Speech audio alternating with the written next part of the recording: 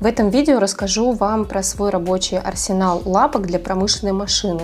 Если вы не смотрели мое последнее видео «Вопрос-ответ», то, скорее всего, не знаете, что у меня появилась вновь промышленная машина. Так вот, сейчас я собрала уже все рабочие лапки, которыми когда-то пользовалась для ускорения рабочих процессов. И сегодня я расскажу и покажу, как они работают. Я уже заранее подготовилась к этому видео, и у меня уже на руках даже вот такой тестовый образец. Здесь все основные лапки, которыми я пользуюсь, я их подписала для вашего удобства. Описание всех этих лапок, их название я укажу под видео, а магазин, в котором вы их будете покупать, уже на ваше усмотрение. Какой-то конкретный я не могу посоветовать, лишь только потому, что покупка лапок для промышленных машин — это всегда рулетка. Не понимаю, почему так происходит, но качество металла разное, качество отлива разное. Буквально одна и та же лапка может прийти в абсолютно рабочем состоянии и в сломанном. Например, на тесте я выяснила, что лапка для декоративной отстрочки на 7 мм у меня сломана. Видите? Вот эта вот подпружиненная часть, она застревает, так быть не должно, поэтому ее использовать я не смогу. А вот эти вот лапки, которые хорошо пружинят, они рабочие. Также при подборе лапок для промышленных машин необходимо очень четко соблюдать один нюанс. Ваша игла должна четко попадать посередине отверстия для иглы. Если вы видите, что при установке лапки игла смещена в какую-то сторону больше, есть риск, что на утолщениях и перепадах игла может сломаться, поскольку попадет на один из бортов лапки. Также в этом видео я хочу познакомить вас с механизмом быстрого съема лапки. Если у вас он еще не установлен на машину, такая вот штучка появилась, при помощи которой, как на бытовых машинах, смена лапки становится делом быстрым. Но с ним есть один нюанс. Если вы уже такой приобрели для своей машины, ссылочку я тоже оставлю в описании, этот быстросъем доступен на AliExpress, то если вы уже такой приобрели, некоторые подписчики в Инстаграме мне писали, что лапка установлена ненадежно, что им страшно пользоваться этим механизмом. А блогеры, которые показывали этот лайфхак уже в Инстаграм, я заметила, что не до конца показывают, как правильно установить это крепление. И дело в том, что действительно, если его установить неправильно, пользоваться им неправильно, то при работе может возникнуть точно такая же проблема, как я озвучила ранее. Попав на какое-то утолщение, сопротивление, лапка может просто в процессе вот так вот вылететь. И, безусловно, это чревато поломкой машины и ее игловодителя. Чтобы у вас такой ситуации не возникло, я покажу, как правильно установить этот механизм быстросъема, как им пользоваться, какие нюансы необходимо соблюдать, чтобы все было хорошо. Ну и начнем мы именно с инструкции того, как установить быстросъем. Изначально вам в комплекте приходит вот такая штучка, вот в таком виде. Вы получаете такую вот детальку, у которой тоже есть отверстие под отвертку, если необходимо придержать. И вот такая вот часть. Вы ее раскручиваете, вытаскиваете болт. Естественно, извлекаете болт крепления лапок, который шел у вас в комплектации с машиной. Просовываете, возможно, необходимо будет немного прокрутить этот болт вот сюда. А теперь вот этот механизм с пружинкой вот таким образом, как бы пытаясь подзакрутить уже, вот таким образом вы сможете нащупать отверстие. И все, он установлен. И большинство блогеров в Инстаграм, когда я сама искала этот механизм, вообще увидела этот лайфхак, пользуются им вот так на видео. То есть вот они его закрутили, здесь у них все идет вровень, никакой болт не торчит. И вот таким нажатием, при помощи, значит, поднятия лапки, вот таким нажатием все очень быстро в процессе меняют лапки с одной на другую. Раз, большим пальчиком уперлись до конца. Раз, поменяли другую лапочку, и вроде бы все чудесно и замечательно, за исключением одной вещи, что в процессе работы, как я сказала, действительно лапка может столкнуться с сопротивлением и просто вылететь. поломав иглу в лучшем случае, и не дай бог игловодитель. Что же делать, чтобы такой ситуации не произошло? Ну, во-первых, при установке следите за тем, чтобы установочный механизм, который здесь, в данном случае, видите, болт имеет 2 ступени, он четко упирался в самый край. То есть ваша лапка была при установке максимально высоко поднята. Не вниз, не как-то еще посередине, а прям до упора наверх. После того, как вы убедились, что лапка у вас именно так здесь упирается в болт, придерживая эту лапку пока еще, закрутите ручкой полностью. Можно даже не брать отвертку, просто удерживая болт, этот механизм. И когда уже он начнет проворачиваться с этой стороны, этого будет достаточно для того, чтобы лапка больше не вылетала, не шаталась, не ходила туда-сюда, чтобы все было надежно. Здесь появляется, кстати, сам болтик. И я считаю, что это все равно легче, чем мучиться с отверткой, потому что если вам нужно будет сменить, опять же, лапку, вы просто подкручиваете, уже нажимаете, извлекаете и устанавливаете другую лапку. Вот так. Также следите за тем, чтобы когда вы уже завинтили до конца установочный механизм вот этого быстросъема, чтобы ваша игла по-прежнему была централизирована, чтобы она была четко по центру, и чтобы игла не была расположена близко к одному бортику или к другому. И это уже к вопросу качества самих лапок. Прикрутив этим механизмом или прикрутив их болтом, практически нет никакой разницы. Единственное, что есть действительно несколько лапок, которые этот механизм с трудом держит. Это вот такие лапки большие для декоративной отстрочки. И не то, что он не держит, а просто потому, что сама по себе конструкция лапки, вот видите, очень громоздкая. И когда я закручиваю этот механизм, иногда бывает с лапками вот такого плана, которые очень большие, бывает так, что игловодитель находится не по центру, и тогда, соответственно, я не могу пользоваться уже этим быстросъемом. Но у меня такая ситуация обстоит всего с пару видами лапок, со всеми остальными все хорошо. В общем, вот такая штучка, которая облегчает процесс работы за промышленной машиной портным, и мне вот даже доставляет некое удовольствие туда-сюда менять эти лапки. Главное, запомните, что закручиваем механизм до конца всегда, чтобы лапка не ходила ходуном. Проверяем качество лапок, чтобы игла попадала четко в центр отверстия, не к какому-либо борту ближе или дальше лапки. В остальном все отлично. Ну и сейчас я расскажу вам о своих рабочих лапках, об арсенале, который ускоряет процессы, облегчает мне жизнь, бережет мое зрение, и покажу все это в деле. А теперь расскажу вам немного сначала словесно про эти лапки, потом покажу их на деле. Кому не хочется слушать информацию про лапки в словесном виде, а хочется посмотреть только тест, то просто посмотрите в описании тайм-коды и переходите по ним. Ну а для тех, кому важны любые нюансы, что да как, я буду рассказывать подробно, потому что я за качество информации, если уж я вознамерилась ей делиться.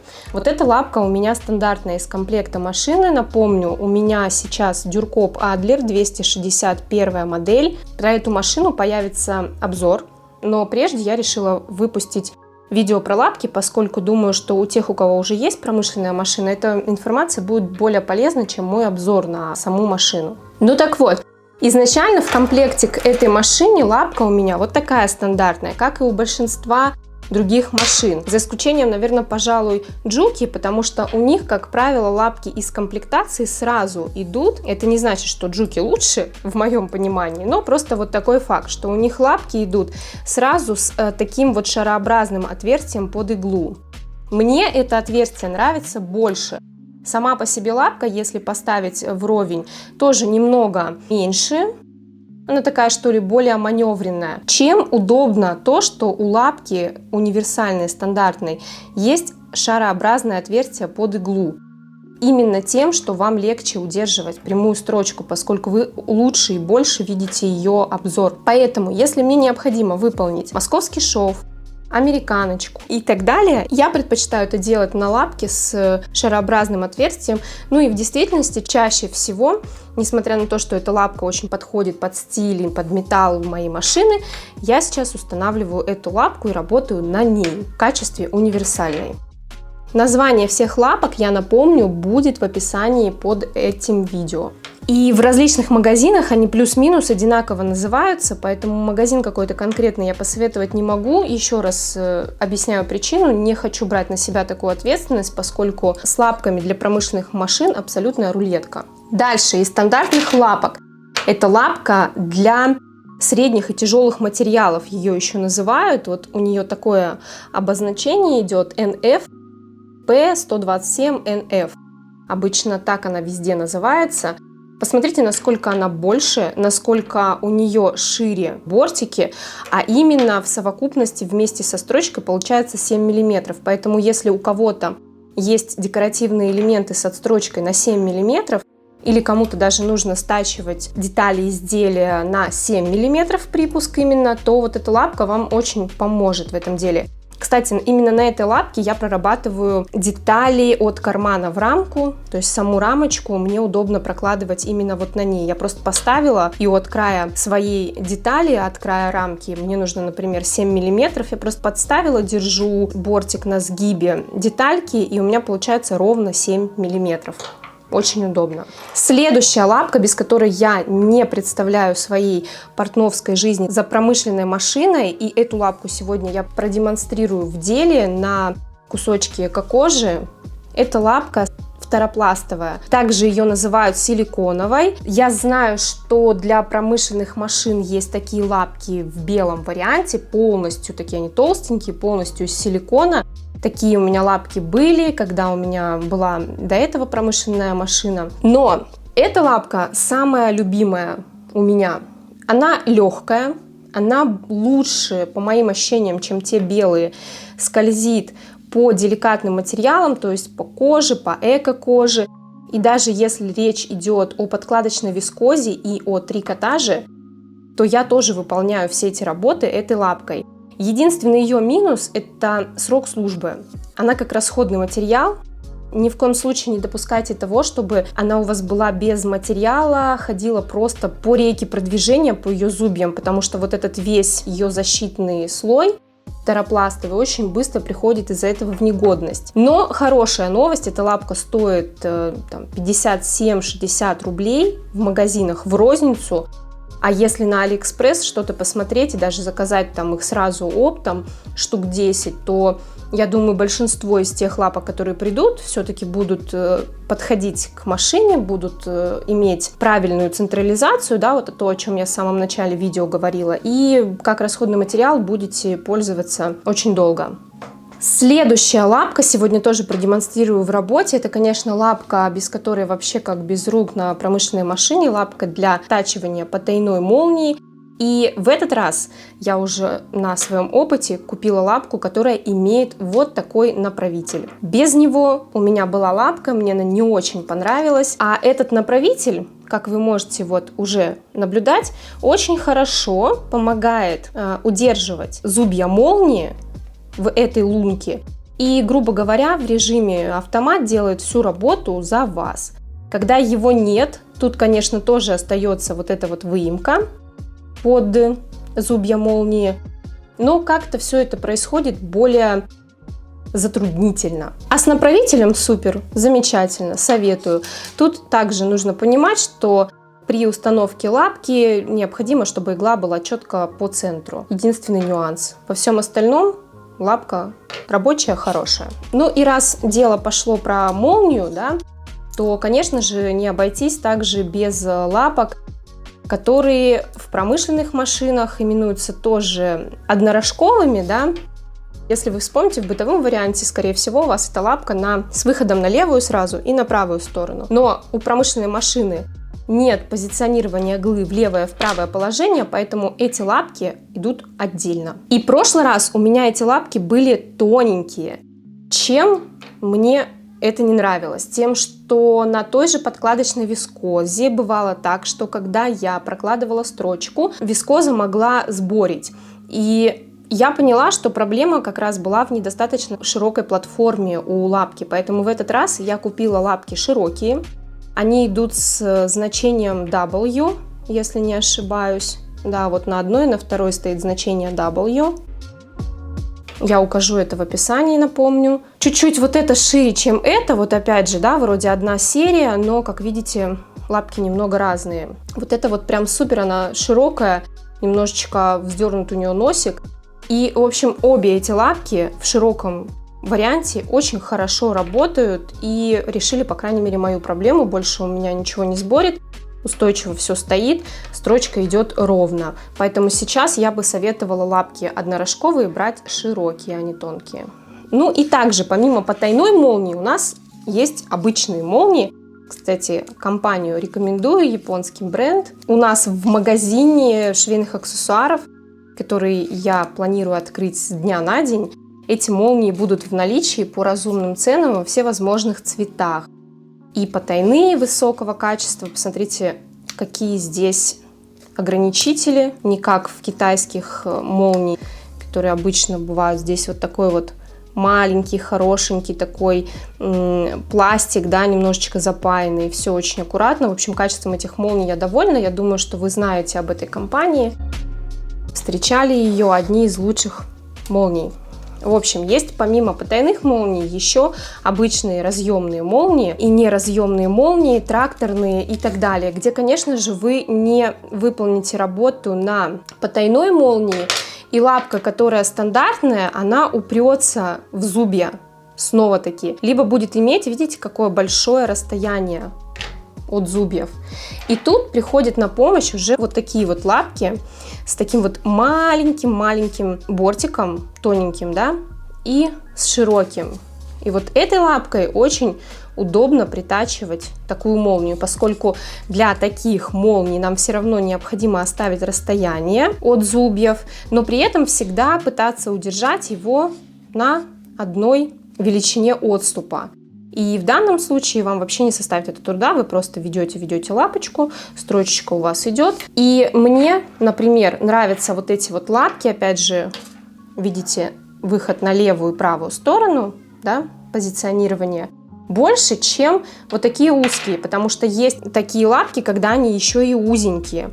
Тут чем лучше, опять же, лапка широкая, ничего не сборит. Там, где вы будете работать с подкладкой, с молнией, будет легче продвижение материала. А тоненькую лапку на этот раз я купила только одну, и вот с таким вот задранным носиком. На ней, конечно, тоже можно прокладывать эту строчку, которую я сейчас вам рассказывала, вот, да, без каких-то проблем. Но на этот раз я взяла эту лапку только для одной цели. Там, где у меня будет сборка, как вот оно бывает с воланами или еще с чем-то. Вот, в общем, материал будет весь вот так вот собран, да.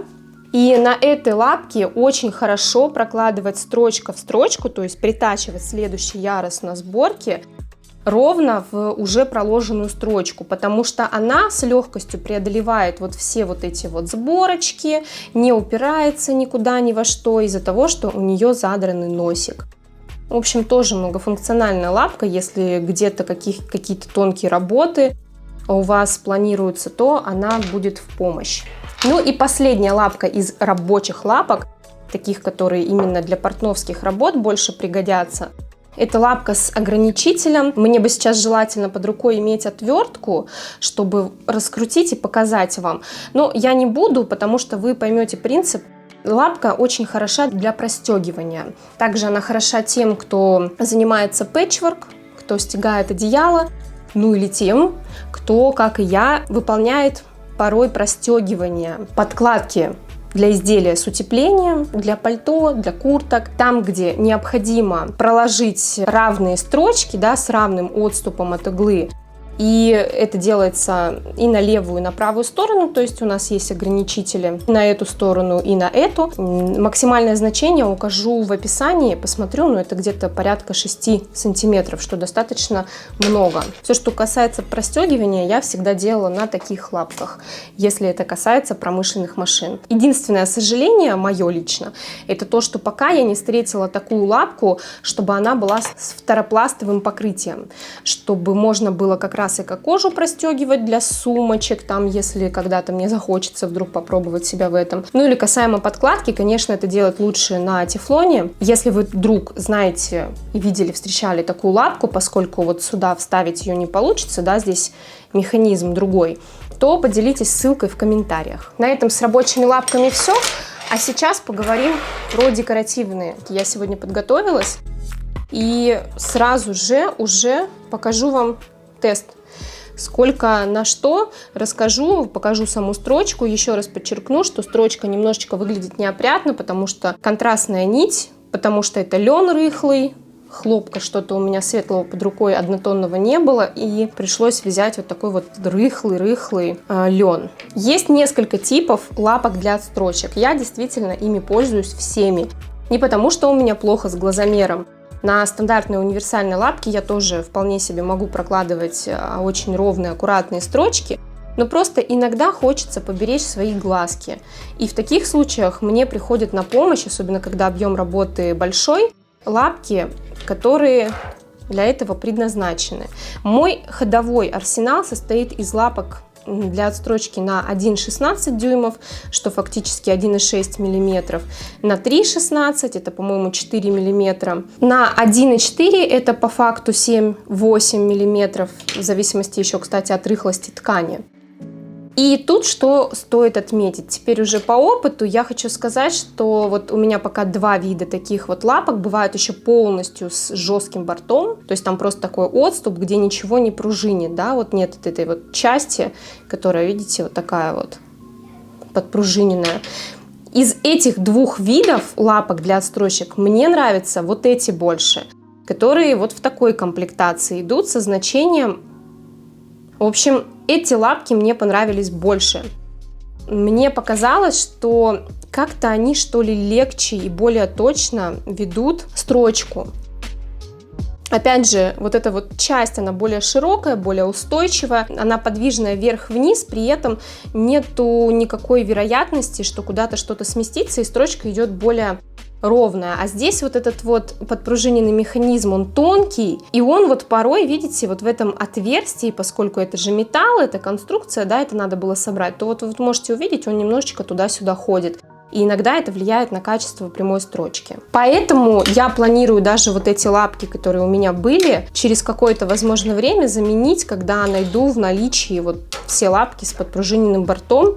И тут только единственный нюанс, который я уже вот озвучила, то что этой лапкой я вот не смогу пользоваться, самой большой, хотя вот вроде она разработалась. В общем, не понять, то она работает, то она не работает. А нет, вот она все-таки клинит. Когда я делала отстрочку, я вот тут прям столкнулась с тем, что на самом старте она почему-то не хотела идти вперед, потому что вот механизм зажеван. В действительности вот все должно отпружинивать. И все замечательно. Давайте пробежимся по значению, чтобы вы видели. Я просто покажу на какой-нибудь, ну, одной вот такой вот и такой, предположим, как это работает сейчас на практике. А то, что касается значения, я укажу опять же в описании. То есть вот 1,16, почти целых 2 мм отстрочечка идет. 3,16, вот в таком варианте лапка, даст вам значение примерно в 4 мм. Лапка со значением 1,4 даст вам, вот она, 1,4 на примерно 7-8 мм. Опять же, почему примерно? Потому что вот на льне это может быть одно значение, на какой-то джинсе это может быть другое значение. Нужно тестировать, смотреть. Материал же тоже подвижен. Но примерно вот где-то так вот выходит. Дальше лапочки вот с таким значением 10 миллиметров, это и есть, вот с ними проще, да, они не в дюймах, 10 миллиметров это 1 миллиметр, он действительно здесь равен 1 миллиметру, строчка очень аккуратная. Дальше на 5 миллиметров, вот она, и самая большая это на 7 миллиметров. Почему, если я говорила о том, что на лапки для плотных материалов вот на этой легко делать отстрочку в 7 миллиметров, почему же я все-таки ищу лапку по-прежнему на 7 миллиметров? А все потому, что действительно удобно, когда край уже вот этот зафиксирован. То есть мы не просто ведем вот сюда вот строчечку, да, ставя лапку в край и получая ее, а мы уже действительно просто вообще не напрягаемся. Просто ведем строчку и все. В общем, сейчас я покажу на деле, как работает все это дело. Я отключила у машины функции автоматические, они у меня здесь есть, закрепки и так далее. Вот, закручиваю механизм, проверяю, что все четко посередине. В общем, прокладываем строчечку. Вот так вот аккуратненько. Лапка продвигает вам материал. У меня здесь игла не для эко-кожи стоит и не для кожи. Здесь просто универсальная стандартная игла, поэтому может быть неподходящие, естественно, ниточки, игла. На это все не смотрим. Смотрим лишь на то, что лапка хорошо продвигает материал. И вот даже не остаются на такой нежной эко-коже следы от рейки продвижения. Конечно, они могут там оставаться, тут еще может зависеть все от настроек машины, но видите, как аккуратненько двигается строчка. Раскручиваю немножечко свой механизм. Далее давайте я покажу все то же самое, но на моей стандартной лапке, все-таки, чтобы те, кто не понимали или не имели опыта, увидели различия, разницу. Обычная универсальная лапка стандартная и кожа. Ну, в принципе, у меня такая машина, да, что почему-то с ней вообще нет никаких проблем. Я обязательно сделаю на нее обзор. То есть, видите, она так-то и не сборит на стандартной лапке, но этот фокус не со всеми материалами будет работать. Поэтому, конечно, необходимо иметь лапку для тефлона в арсенале все равно. Дальше, что касается лапки для молнии, для притачивания молнии установим. Ой, вот так вот главное не делайте, как я сейчас. Иголочка должна быть четко поднята наверх. Так, я сделаю все максимально грязно, скорее всего, потому что это тест. Ну, в общем, все, что вам нужно сделать, это поставить ограничитель, немножко его на старте отогнуть, поставить его вот сюда, в эту бороздочку, да, и все. Вам остается дальше ввести только аккуратно сам вот этот мысик, да, ручкой. Лапка все сделает за вас. Показываю. Смотрите, она даже здесь обошла немножечко, я ее поставила прям в сам ограничитель. Вот, и вот на таком примерно, думаю, это одинаковое расстояние будет. Ну да, примерно где-то вот здесь вот я поставлю. Не суть. Суть хочу показать самой работы лапки, насколько это удобно. В общем, вот так вот ставите и двигаемся.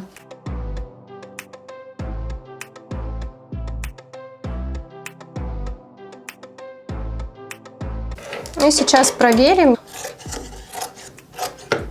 Я вот так вот сделаю, и мы сейчас проверим с вами, как все это выглядит. Учитывая то, что у меня здесь материал и цвет нитей максимально контрастные, да? Так, ну вот, смотрите, даже с контрастными ниточками, видите, как аккуратненько все, вообще даже черный цвет нитей не торчит. В общем, работать с такой лапкой, с именно вот таким направителем, одно удовольствие. Вот. Мы бы сейчас поутюжили, и абсолютно потайная молния, как она должна быть, какой она должна быть, потайной, чтобы ее не было видно. И при этом, чтобы там небольшой был зазор от зубьев, для того, чтобы ткань у вас туда не зажевывалась в саму молнию. Так, ну, в общем, все, что касается потайной молнии, я думаю, вы поняли.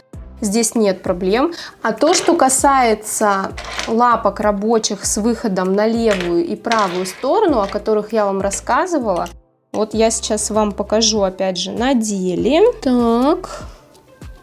Установим, закрутим. И вот о чем я говорила. О том, что если... Так, конечно, здесь надо уже раскрыть молнию.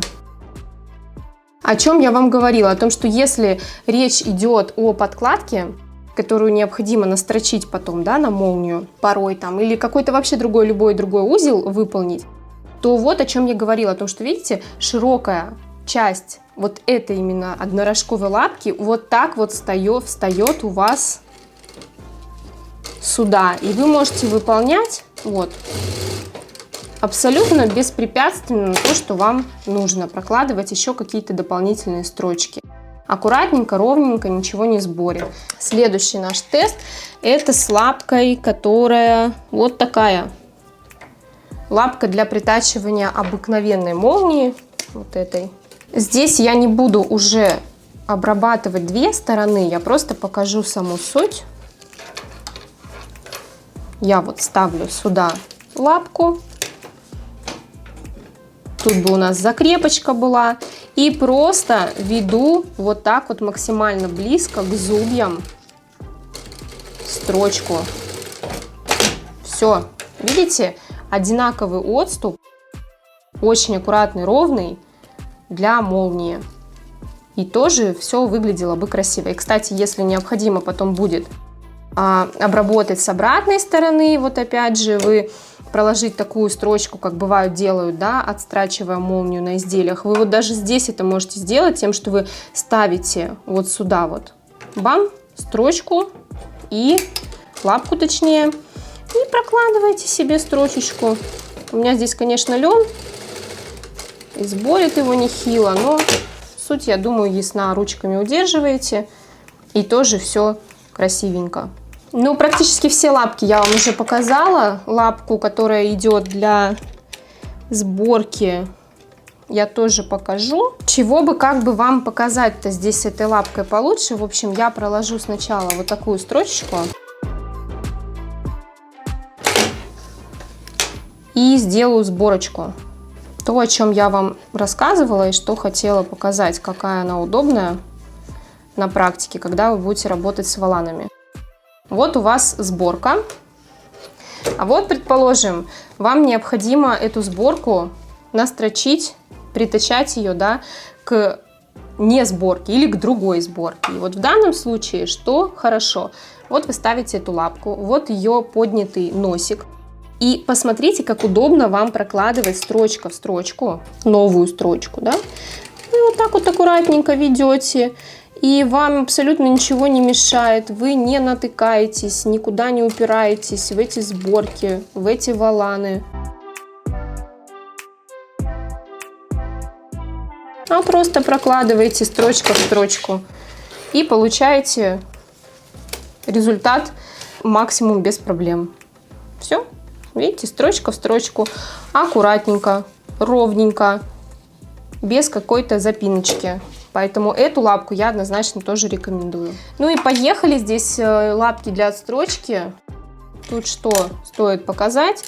Тут стоит показать, давайте вот эту вот 1,16. Так, я сымитирую какую-нибудь отстрочечку. Вот так вот. Например, по горловинке или еще где-то, где необходимо проложить. Вот про этот бортик я говорила. В принципе, он хорошо, надежно стоит, но мне нравится с подпружиненным бортом или вообще полностью жестким. К сожалению, жестким в том магазине, где я заказывала эти лапки, там не было в наличии этих лапок. Ну, в общем, вот, видите, максимально без проблем. Вы просто ведете строчку и получаете одинаковый отступ. Если бы нитки были в тон, было бы вообще супер. Это то, что касается вот таких вот лапок, их работе. Ну и ту лапку, которую я вам показывала с обозначением вот таким, она работает примерно так же. Они, конечно, очень похожи. По моим ощущениям, эта лапка, то, что имеет вот этот бортик более широкий, то мне как-то легче, видите, ей работать. И все. Строчечка идет также беспроблемно. Ну что, друзья, я очень надеюсь, что мое видео кому-то будет полезным, кому-то пригодится, кто-то для себя извлек пользу. Если так произошло, то ставьте лайк, подписывайтесь на канал. Я для вас готовлю уже новые интересные видео. Большое спасибо за вашу обратную связь, за комментарии. Также хочу напомнить еще раз, что теперь в моем блоге есть новая рубрика, она называется «Вопрос-ответ». Я заметила, что не всем всегда вовремя удается ответить в комментариях именно текстом, но самые интересные вопросы я теперь буду разбирать в видеоформате. Ну, в общем, пользуйтесь лапками, облегчайте себе работу, берегите свои глазки. До следующих полезных видео. С вами была Мария. Пока-пока.